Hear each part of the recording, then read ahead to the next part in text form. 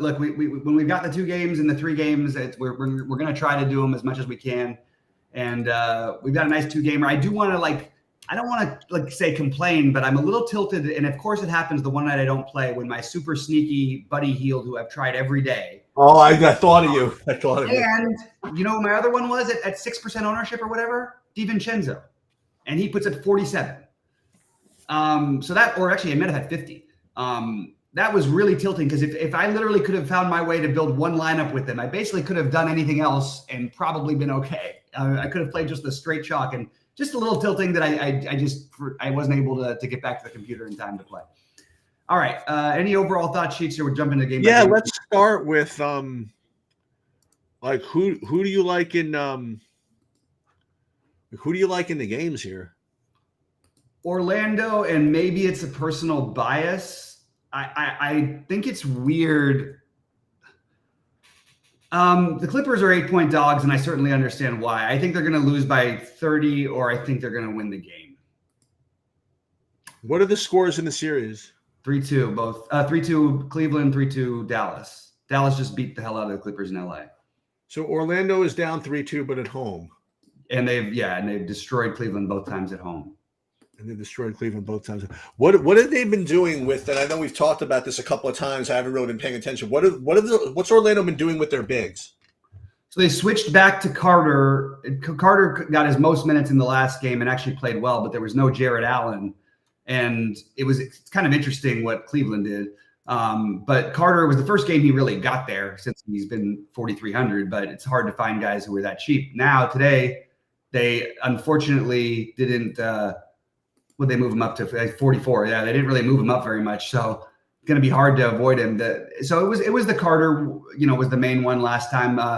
Isaac only played, I think, like 50. Isaac still played 22 minutes, which is usually enough for him to kind of get there. It's not a great matchup, it's not a great shot blocking matchup for him. So he's not going to go crazy. And then 14 minutes for Wagner. So you saw bits and pieces of all of them. They saw them together some.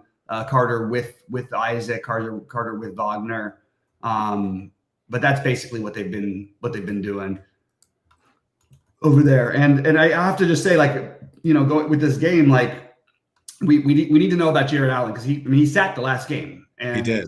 That's a big thing. And the fact that they're up 3-2, if he sits again, now the problem is what they did with his minutes, because they played Marcus Morris and Tristan Thompson, the main minutes. Okoro started, played well actually, fantasy-wise, and then they didn't play him anymore after his first rotation in the second half, first rotation in the first half, first rotation in the second half.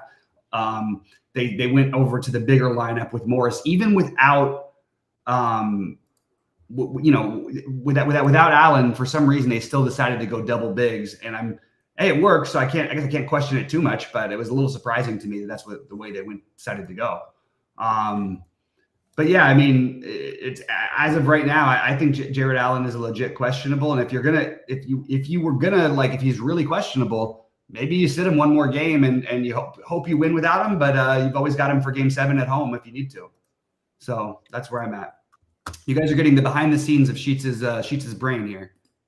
Yeah, I'm just doing a really early Saber sim build and an early contest sim. And what I'm screwing around with now is doing something I don't do too often. That's doing geomean, which is just forced low ownership stuff for classic slates. And I don't usually do that.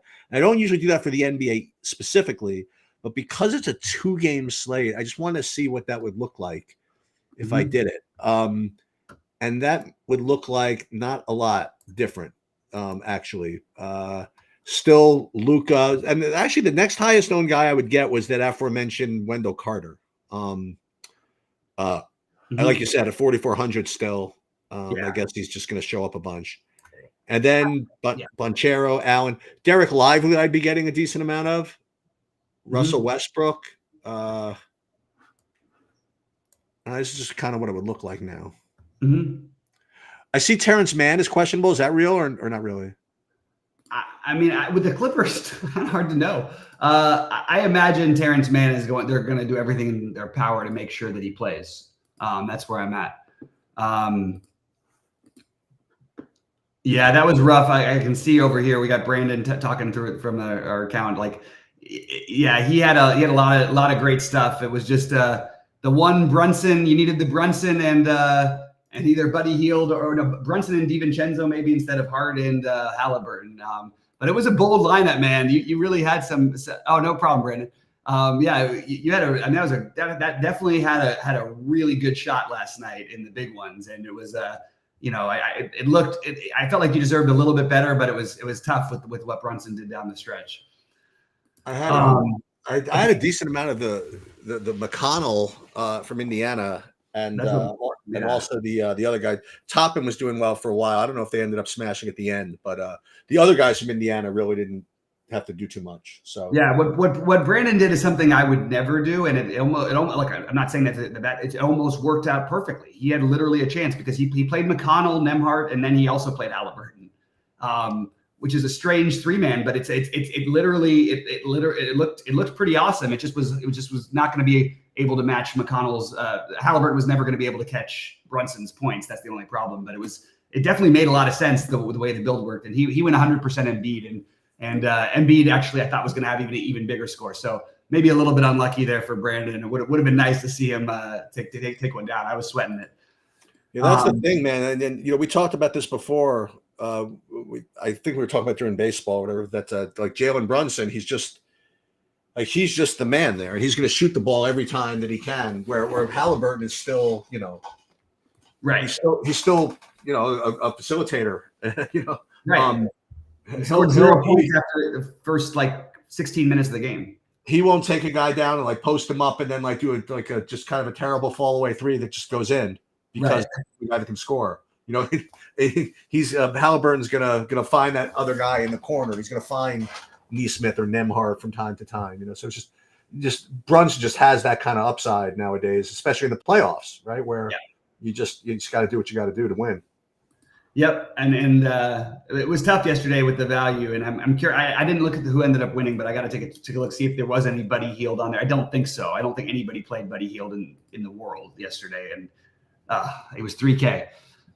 Anyway, all right. So I just real quick, I'm gonna. So do you want to go through those, or do you want to? I'll just go through my things. Yeah, just go through who you like. I mean, this is what I would come up with. So I like Orlando to win this game first of all, the first game, and I think Mobley, and at least even with Allen, I would definitely make sure to have one of Mobley or Allen. I like the idea of getting to one of Mitchell or Garland, and Mitchell would be my preferred one.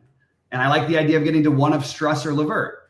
Everything else is going to have to depend on whether Allen's playing. So that's sort of my, I'm not saying I'm going to play 3 from Cleveland, but those would be the ones I would target. I probably end up with 1 or 2 from Cleveland. On the Orlando side, love Carter, love Banchero, love Franz. Not going to play all 3 together. Probably end up with 2 of them. I like Isaac as a pivot, but he's not even low owned, so it's not really that much of a pivot. Mo Wagner is a reasonable pivot as well. And then I think Markelle Fultz had a good game the other night, and maybe they continue going with that, or maybe they say, hey, we lost, we go back to our normal rotation. I'm going to say it every slate, so I'll say Cole Anthony is your home run hitter bet that you play and pray. And I am going to call BS on the Clippers projections. I think that they're too low. Harden, look, he had the ultimate horrible Harden playoff game, as we've always seen in the last game. I really think that, I hope for his sake. I'm not saying I believe that he'll bounce back, but there's no way I'm not playing at least one of him or Paul George. That's it. Ty Lue is not going to pull everybody out off the court early this time. This is an elimination game. Zubac was dominant, but there's rumors about the Clippers potentially going smaller. And I think that, look, Westbrook, they didn't give him the minute. We didn't get the minutes we wanted. They got blown out. He would have gotten some of that run, but it was such a big blowout. They couldn't even get him that run. So you kind of have to throw away the last game. But I have it Westbrook as my next favorite, followed by Mann, followed by Powell. I actually think that Mann is the safest because he's going to play the minutes no matter what. But you know me, I'm probably going to end up playing Westbrook because the ceiling is so high. And I do think there's a path for him to get there. Other value would be Plumlee and Coffee. Between those two, I prefer Coffee slightly, but I think that they're both viable. And On the Dallas side, Luka is clearly a priority, but if you can't afford him, I don't mind switching and going to Kyrie. There is enough ceiling for him to get there, but I just don't like him better than Harden or George or Banchero, to be honest. And as I got that part right the other night, Sheets. I got the Derek Lively part. I was very happy with that. He only ended up with 23 points, but that's because of he got into different parts of foul trouble. And but he did play the 24 minutes, and my prediction was that it'd be the most minutes he played in the series, and he did. I think they keep going in that direction. They look a lot more athletic and better. So I would say Derek Lively is being under projected right now, and actually is a guy who I want to borderline prioritize. Derek Jones Jr. is the next one for me on Dallas, followed by PJ Washington, followed by Gafford, followed by Kleber. Kleber is definitely in play though, but the problem is like you look the other night and you would have thought Kleber was like putting up the biggest game ever because he made 5 threes, I think. He made 5 out of 7 threes, and he did it pretty quickly. He still only ended up with 22 fantasy points. He only played 19 minutes, but still, they definitely went more to that Lively look, and partly the blowout. You don't know what minutes Kleber would have played, but they had Kleber with Lively, and I do think this Lively thing is probably a really good thing to get overweight on if you're playing multiple entries today. So that's sort of my outlook. And again, I really think the Clippers are either going to win this game or they're be right there at least, and or they're going to lose by like 1 million. But I don't think I'm sort of have a weird feeling this series is going 7. It's just hard to imagine because the Clippers are. I mean, without Kawhi, they are definitely missing some firepower. So I'm expecting it to be a rust day.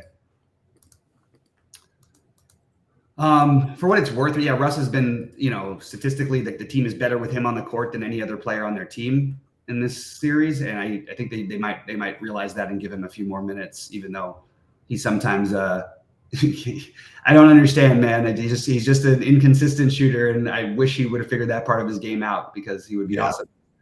One guy I didn't mention, Gary Harris being questionable is massive because that makes all of my weird Orlando other plays like the Wagner, I'm sorry, like the Fulton, the Anthony, those guys would be owned and really both very, very interesting. I'm also curious who they would start. So we have news to find out before 7 Eastern. We'll cover this a little bit more at 6 Eastern when we do our live before lock for baseball. So we'll do the first part baseball, second part basketball, and go from there. Anything else, Sheets, before we get out of here? Nope. All right. Good luck to everybody today. We'll see you later on, and hopefully we'll see you at the top of the leaderboards later.